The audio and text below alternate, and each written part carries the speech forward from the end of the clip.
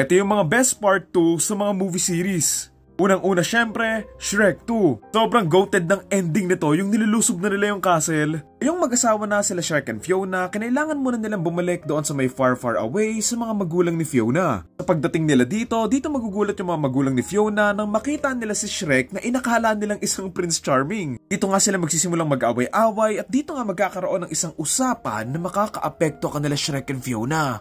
Next, Dawn of the Planet of the Apes. Nirewatch ko yung trilogy nito dahil sa Kotpota and damn! Sobrang ganda pa din. Matapos ngang tumalino yung mga unggoy, dito nga sila nakabuo ng isang lugar kung saan sila magkakasama-sama. Pero magbabago ang lahat nang merong makakita sa kanilang mga tao na bubuo at sisira sa samahan ng mga apes at humans. Yung mga rambulan tsaka mga battle scenes nila dito. Next, Before Sunset.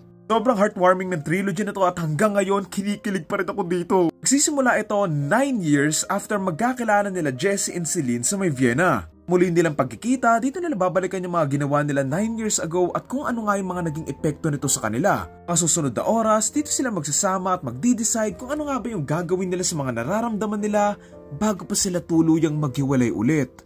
Next, The Dark Knight.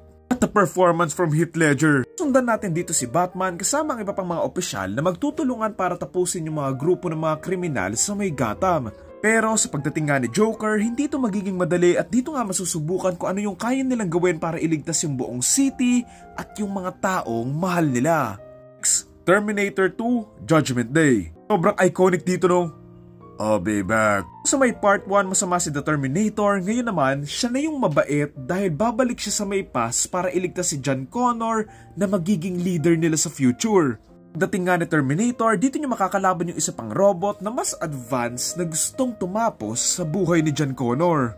Next, Puss in Boots, The Last Wish. One of the most recent animated film na sobrang nagustuhan ko. Of course, yung bida nga dito ay si Puss in Boots na isang pusa at dito nga niya marirealize na yung siyam niya na buhay ay isa na lang pala yung natitira. Naman, kasama iba pa niyang mga kaibigan at mga kaaway, dito niya hahanapin yung isang star na posibleng magpabalik sa mga nawala niyang buhay. Sabi yung villain talaga dito na kahit animated film siya, nakakatakot pa rin eh. Next, Top Gun Maverick.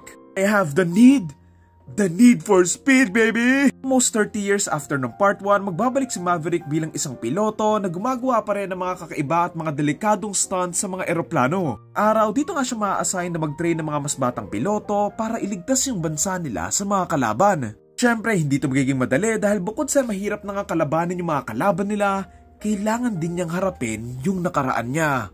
Kay pinakalas, Captain America, The Winter Soldier. Sisimula ito kay Steve Rogers na nag-a-adjust sa bagong mundo. Pagbabalik niya, dito siya mag-iimbestiga sa isang conspiracy na ibang-iba sa paniniwala niya. Kaya naman dito siya makikipagtulungan kanila Falcon and Black Widow para kalabanin yung mga kalaban niya at alamin kung sino nga ba yung dapat nilang matalo. Yun lang naman, may mga part pa ako dito na magaganda na hindi ko pa naisama and kung may mga naiisip kayo, comment nyo na lang. Yun lang. Thank you.